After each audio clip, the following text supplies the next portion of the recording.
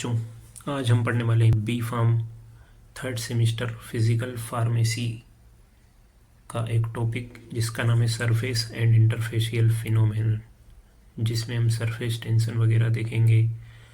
और ये टॉपिक से जीपेट में भी एमसीक्यूज आते हैं और आपके सेमेस्टर के लिए भी हेल्पफुल रहेगी ये वीडियो। तो स्टार्ट करते हैं। सबसे पहले अपन सरफेस और इंटरफेस का मतलब समझते हैं कि सरफेस कब बोलना है, इंटरफेस कब बोलना है। दोनों अलग अलग वर्ड हैं। तो वैसे तो दोनों बाउंड्री होती हैं किसी भी चीज़ के बीच में, किसी भी दो चीज़ के बीच की बाउंड्री को अपन इंटरफेस बोलते हैं और सरफेस भी बोलते हैं। लेकिन कब इंटरफेस बोलना है, कब सरफेस बोलना है, वो देख लेते हैं एक बार। जैसे सॉलिड और सॉलिड है, दो सॉलिड हैं। जैसे एग्जांपल के लिए मान लेते हैं दो पेन है, दोनों को जो अपन टच करेंगे तो सॉलिड और सॉलिड के बीच में एक बाउंड्री होगी। और उसी प्रकार सॉलिड लिक्विड के बीच में भी एक बाउंड्री होती है। जैसे एक बीकर में पानी भरा हुआ है तो बीकर क्या हुआ है, सॉलिड, पानी लिक्विड, तो दोनों के बीच में बाउंड्री होती है। उसी तरह लिक्विड और लिक्विड के बीच में भी बाउंड्री होती है। जैसे इमल्शन देखा होगा आपने, ऑयल अलग दिखता है, वाटर अलग दिखता है, दोनों के बीच में एक बाउंड्री होती है। सॉलिड और गैस के बीच में भी बाउंड्री हो सकती है। जैसे पेन है, पेन के ऊपर क्या है, एयर है, मतलब गैस है, तो सॉलिड और गैस के बीच में भी एक बाउंड्री होती है। लिक्विड और गैस के बीच में भी बाउंड्री हो सकती है। लिक्विड जैसे पानी, किसी नदी में पानी बह रहा है तो पानी के ऊपर क्या होगा, गैस ही होगी, तो लिक्विड और गैस के बीच में एक बाउंड्री हो सकती है। तो इन सब के बीच में जो बाउंड्री होती है उसको अपन बोलते हैं इंटरफेस। इंटरफेस, तो इंटरफेस की डेफिनेशन क्या हो जाएगी, अगर अपन इंटरफेस की डेफिनेशन लिखना चाहें तो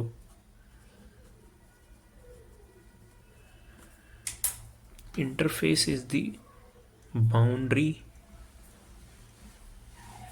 बिटवीन टू फेज, दो फेज के बीच में जो बाउंड्री होती है उसको इंटरफेस बोलते हैं।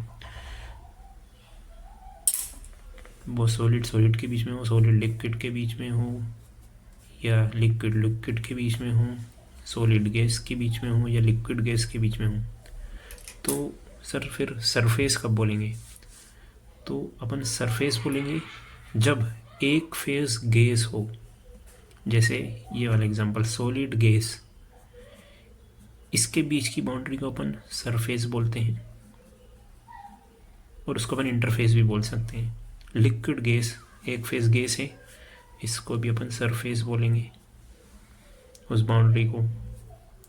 तो सरफेस की डेफिनेशन क्या हो जाएगी, boundary between two phase where one phase is gas, मतलब जहाँ पर एक फेज गैस होगा उसको अपन सरफेस बोलेंगे। मतलब सभी के बीच की बाउंड्री को इंटरफेस तो बोला ही है, बट जो सॉलिड गैस और लिक्विड गैस के बीच की बाउंड्री है उसको अपन सरफेस भी बोलते हैं। तो जैसे एग्जांपल लेते हैं अपन सॉलिड और सॉलिड का, ये एक पाउडर का ग्रेन्यूल है और ये दूसरे पाउडर का ग्रेन्यूल है, तो ये होगा सॉलिड सॉलिड, इसके बीच में बाउंड्री होगी, इसको इंटरफेस बोलते हैं। सॉलिड लिक्विड, बीकर में पानी भरा हुआ है तो यहाँ पर जो होगा, बीकर होगा या सॉलिड और पानी होगा लिक्विड, उसके बीच में भी बाउंड्री होती है, उसको इंटरफेस बोलते हैं। लिक्विड और लिक्विड, अब देखिए यहाँ पे लिक्विड दो तरह से होता है। एक तो होता है मिक्सिबल लिक्विड होते हैं जो आपस में मिक्स हो जाते हैं। अब मिक्स हो जाते हैं तो अपन उनमें बाउंड्री नहीं देख सकते, तो नो इंटरफेस। और एक होते इमिसिबल लिक्विड। इमिसिबल जो मतलब कि मिक्स नहीं होते, जैसे इमल्शन, ऑयल ऊपर रहता है, वाटर नीचे रहता है, यहाँ पे एक बीच में बाउंड्री दिखती है, उसको अपन बोल देंगे इंटरफेस। तो याद रखना है लिक्विड लिक्विड में जो मिसिबल लिक्विड्स होते हैं उनमें कोई इंटरफेस नहीं दिखता अपने को, और जो इमिसिबल लिक्विड होते हैं उनमें इंटरफेस दिखता है। और सॉलिड गैस का एग्जांपल हो जाएगा जैसे टेबल है कोई सी, ये टेबल है, टेबल के ऊपर क्या है, गैस है, तो ये सॉलिड गैस का हो गया। लिक्विड गैस जैसे जब बारिश होती है तो रेन ड्रॉप, और उसके आसपास क्या होता है, गैस होती है, ये हो गया लिक्विड गैस का एग्जांपल। सर गैस और गैस में क्या होता है फिर, गैस और गैस इसमें नो सरफेस नो इंटरफेस, क्योंकि जो गैस के पार्टिकल्स होते हैं वो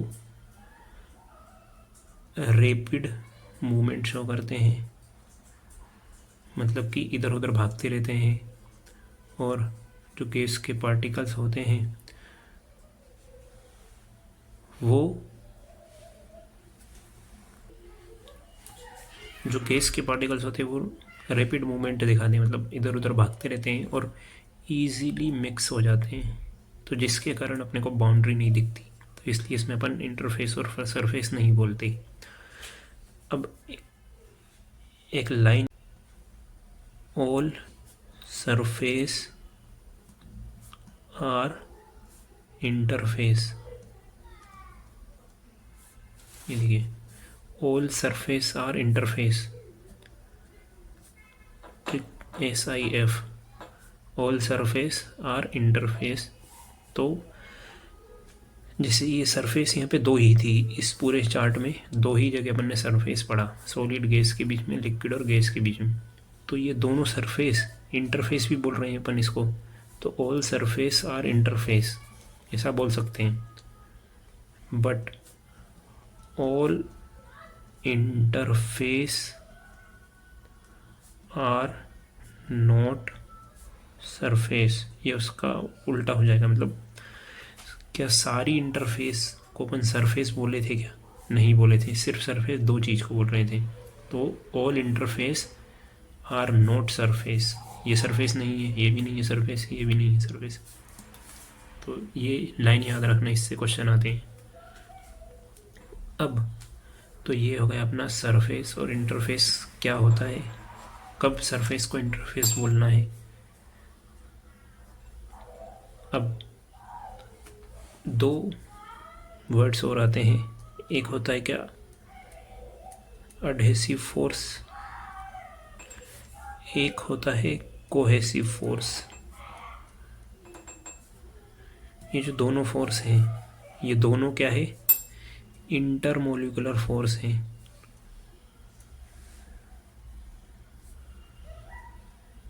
ये दोनों क्या है, इंटरमोलिकुलर फोर्स के टाइप्स होते हैं। इंटरमोलिकुलर मतलब, इंटर मतलब होता है दो, मोलिकुलर मतलब मोलिक्यूल, तो दो मोलिक्यूल के बीच में जो फोर्स लगता है उसको इंटरमोलिकुलर बोलते हैं। जैसे होता है ना इंटर स्कूल कंपटीशन, मतलब दो स्कूल के बीच का कंपटीशन, इंटरनेशनल कंपटीशन मतलब कि दो देश के बीच में कंपटीशन, वैसे इंटरमोलिकुलर फोर्स होते हैं। और ये किस तरह के होते हैं, फोर्स ऑफ अट्रैक्शन वाले, मतलब कि आपस में चीज़ों को जोड़ के रखते हैं। तो अडहेसिव कब बोलेंगे और कोहेसिव कब बोलेंगे, अडहेसिव से याद रखना है, ए से क्या याद रखना है, अलग अलग।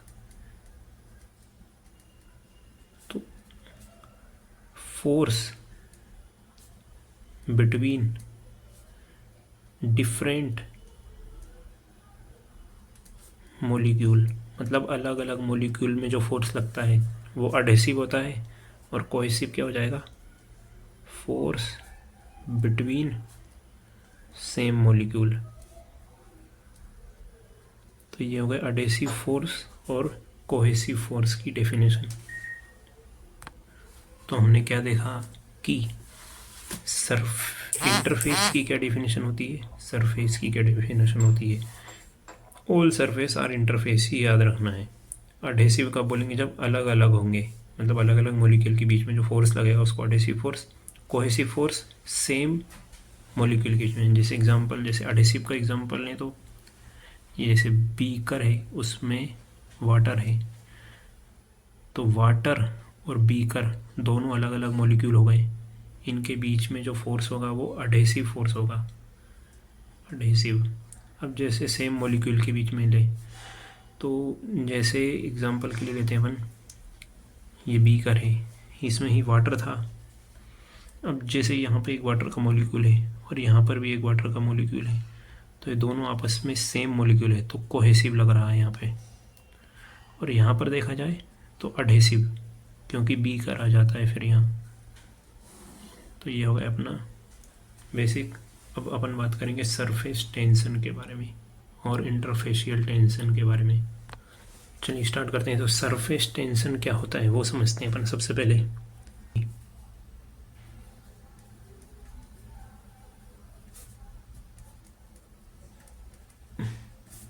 इसको हम डिनोट किस किस से कर सकते हैं, गामा या फिर एस या फिर टी। तो सरफेस टेंशन को इससे डिनोट करते हैं। तो नॉर्मली अगर देखा जाए तो सरफेस टेंशन मतलब क्या होता है, tension at surface of liquid, मतलब जो लिक्विड है उसकी सरफेस पर कुछ टेंशन लग रहा है, मतलब यह जिसको बोल सकते हैं अपन कोई फोर्स लग रहा है। अब जब भी किसी को टेंशन रहता है तो वो हमेशा सुकड़ के रहता है, मतलब झुक कर रहता है, ना कि फैल कर रहता है। तो उसी तरह लिक्विड भी सरफेस टेंशन के कारण क्या होता है, सिकुड़ कर रहता है। जैसे आपने देखा होगा वो जो वाटर की ड्रॉपलेट्स होती हैं वो गोल होती हैं, क्यों, वो अपने आप को मिनिमम एरिया में रखना चाहती हैं। तो एक सेकंड डेफिनेशन क्या हो सकती है सरफेस टेंशन की, कि it is the property, surface tension की प्रॉपर्टी है of liquid to remain in minimum surface area. मतलब जो लिक्विड है वो अपने आप को कम से कम सरफेस एरिया में रखना चाहेगा, उस प्रॉपर्टी को सरफेस टेंशन बोलते हैं। अपन एक और तरीके से सरफेस टेंशन को डिफाइन कर सकते हैं। जैसे मान लीजिए एक लिक्विड की ड्रॉप है, पानी की बूंद है गोल शेप की, ठीक है। अब यहाँ पे एक इमेजिनरी लाइन बनाते अपन, ये एक मैंने लाइन बना दी मान लो। तो इस लाइन पर क्या देखने को मिलेगा अपने को, कि ये ड्रॉप थी, इसमें बहुत सारे मॉलिक्यूल्स होंगे पानी के। तो कुछ मॉलिक्यूल्स पानी को इस साइड खींचेंगे, इस लाइन को इस साइड खींचने की कोशिश करेंगे, और कुछ मॉलिक्यूल्स इस लाइन को इस साइड खींचने की कोशिश करेंगे। क्यों, क्योंकि पानी के पास क्या प्रॉपर्टी थी, सरफेस टेंशन, मतलब खींच सकते हैं, ये सारे मॉलिक्यूल्स आपस में एक दूसरे को खींच कर रखते हैं। तो डिफाइन कर सकते हैं हम कि सरफेस टेंशन क्या है, फोर्स है पर यूनिट लेंथ, मतलब एक फिक्स लंबाई में फोर्स लग रहा है, उस फोर्स को ही बोलते हैं surface tension. Force per unit length on imaginary line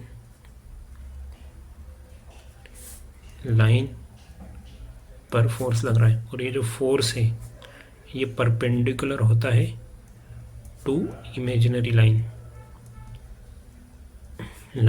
जैसे ये लाइन थी अपनी, फोर्स किधर लग रहा है, ऐसे परपेंडिकुलर, तो यहाँ पे 90 डिग्री का एंगल बनता है। तो यह होती है सरफेस टेंशन की डेफिनेशन, मतलब कि ऐसी प्रॉपर्टी जो लिक्विड को कम से कम सरफेस एरिया में रखे, उस प्रॉपर्टी को बोलते हैं सरफेस टेंशन।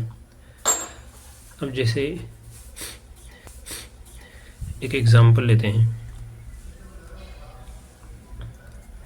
जैसे ये बीकर है, इसमें पानी भरा हुआ है।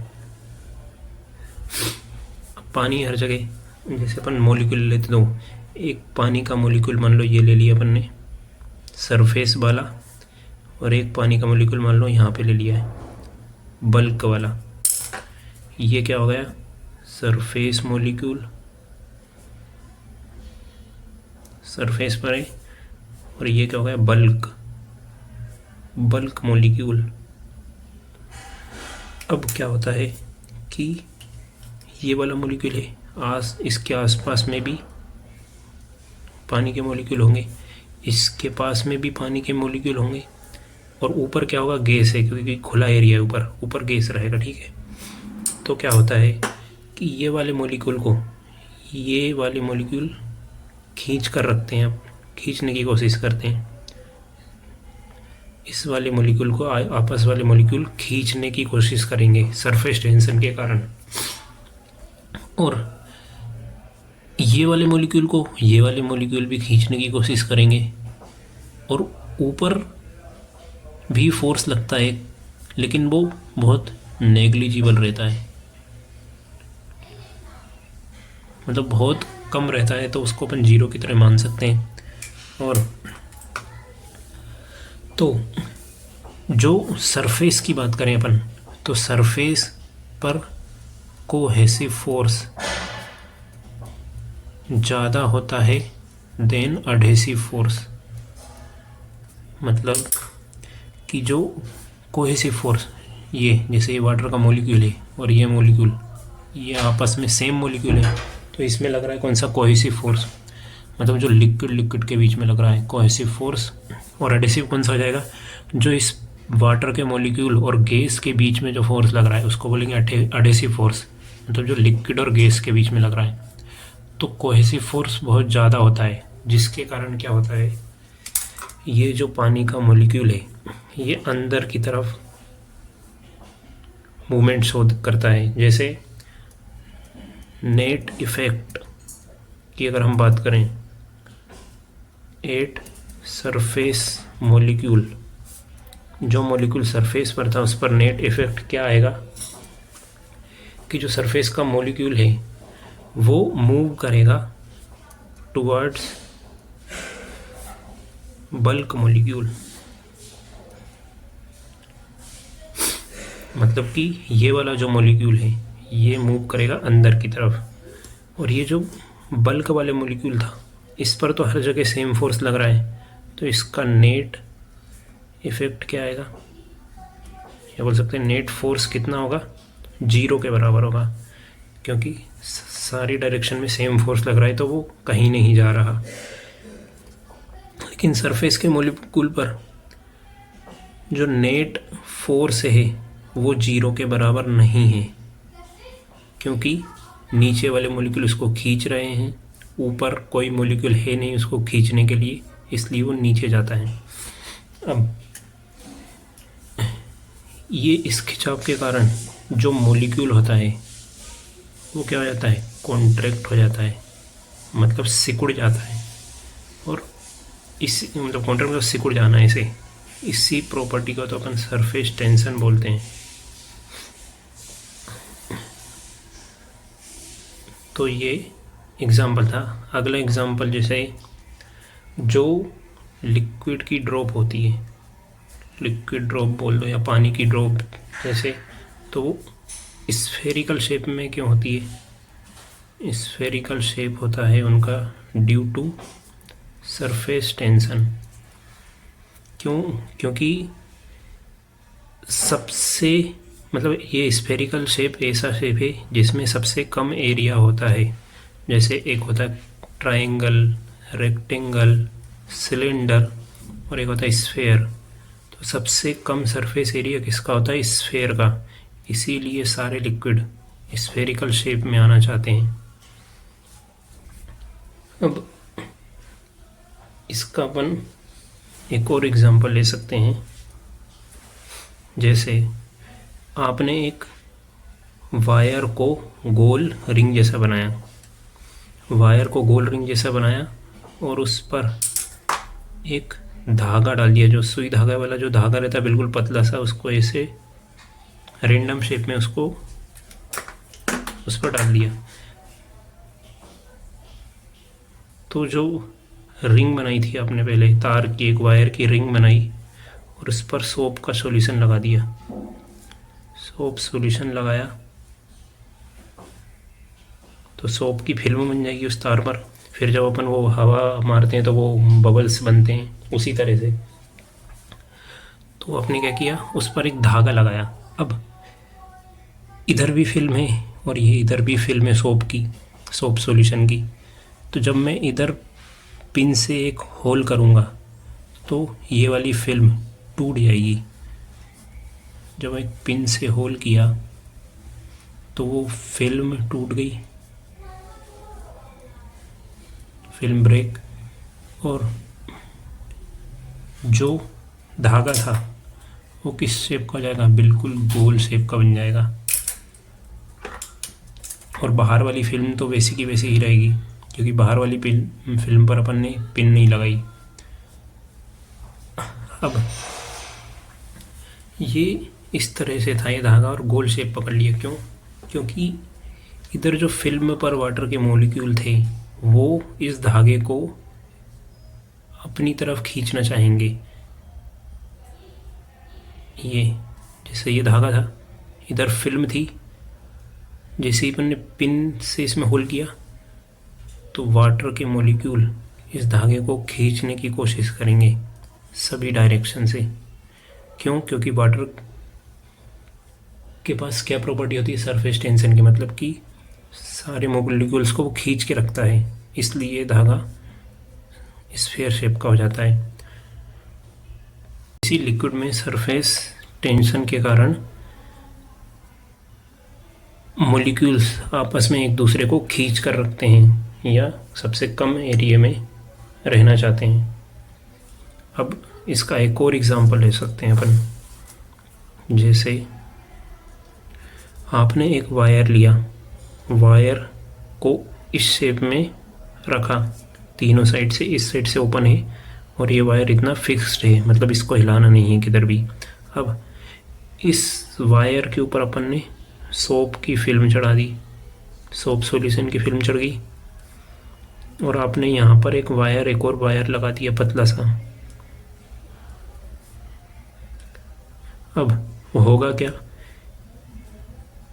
ये जो वायर है ये ऊपर जाएगा या नीचे जाएगा, तो ये वायर जो है वो ऊपर की तरफ मूव करेगा। जैसे ये फिल्म थी तो यहाँ तक पहुँच गया, ये ऊपर की तरफ मूव करेगा। क्यों? सरफेस टेंशन के कारण। ये जो वाटर के मॉलिक्यूल्स रहेंगे इस वायर को ऊपर को खींचने की कोशिश करेंगे। क्यों? क्योंकि सारे पानी के मॉलिक्यूल्स आपस में अट्रैक्ट होना चाहेंगे, सब ऊपर जाएंगे, तो ये वायर भी ऊपर चला जाएगा। तो इससे भी हम पता लगा सकते हैं कि सरफेस टेंशन क्या होता है, फोर्स पर यूनिट लेंथ होता है, F/L।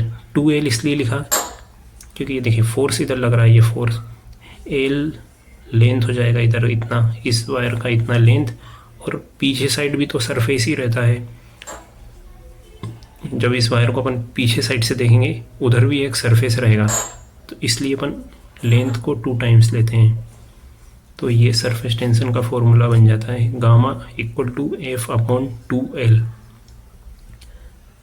अब हम बात करेंगे कि जो अपना सरफेस टेंशन है वो किस किस चीज़ पर डिपेंड करता है। सरफेस टेंशन डिपेंड्स ऑन, सबसे पहले तो फ्लूइड मतलब जो लिक्विड होगा वो उस पर डिपेंड करेगा, और दूसरा हो जाएगा टेम्परेचर। तो फ्लूइड वाला केस देखते हैं।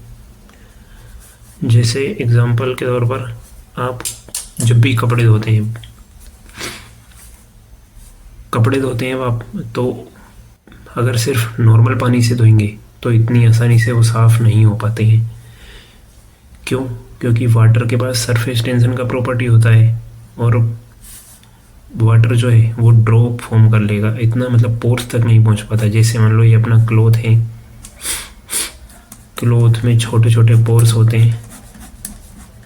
अब जब इस पर अपन वाटर डालते हैं इसमें बीच में डस्ट मॉलिक्यूल्स हैं पेंट के अंदर या जो भी क्लॉथ है अपने उसके अंदर। अब पानी डालेंगे, पानी के सरफेस टेंशन की प्रॉपर्टी होती है, मतलब ज़्यादा फैलता नहीं है पानी, तो ये पोर्स तक नहीं पहुंच पाता है पानी इतनी आसानी से। तो पहुंचता है बट इतना ज़्यादा अच्छे से वो वॉश नहीं कर पाएगा। अब अपन बात करते हैं जब अपन वाटर और सोप मिला देते हैं, तो जो सोप है, सोप क्या करता है सर, डिक्रीज करता है सरफेस टेंशन ऑफ वाटर। जैसे वाटर की सरफेस टेंशन होती है 72 डाइन पर सेंटीमीटर, और सोप सॉल्यूशन की सरफेस टेंशन होती है 30 डाइन पर सेंटीमीटर। तो सोप ने वाटर की सरफेस टेंशन को कम कर दिया, सरफेस टेंशन कम हो गई, तो अब जो पानी है वो ज़्यादा फैलेगा, ये पानी ऐसे ज़्यादा फैलेगा और पोर्स तक आसानी से चला जाएगा, तो वॉशिंग जो है इजी हो जाएगी फिर। तो इस तरह से फ्लूइड पर डिपेंड करता है, मतलब जो सरफेस टेंशन है हर फ्लूइड का अलग अलग होता है सरफेस टेंशन, ये याद रखना है। अब सेकंड केस ले लेते हैं अपन टेम्परेचर वाला। टेम्परेचर बढ़ाएंगे तो सरफेस टेंशन जो है वो डिक्रीज होता है। जैसे हॉट वाटर, जो हॉट वाटर रहता है उसका सरफेस टेंशन डिक्रीज रहता है, मतलब कम रहता है as compare to normal water. और हॉट वाटर से इसलिए आसानी से क्लॉथ और अच्छे से धुल जाते हैं। अब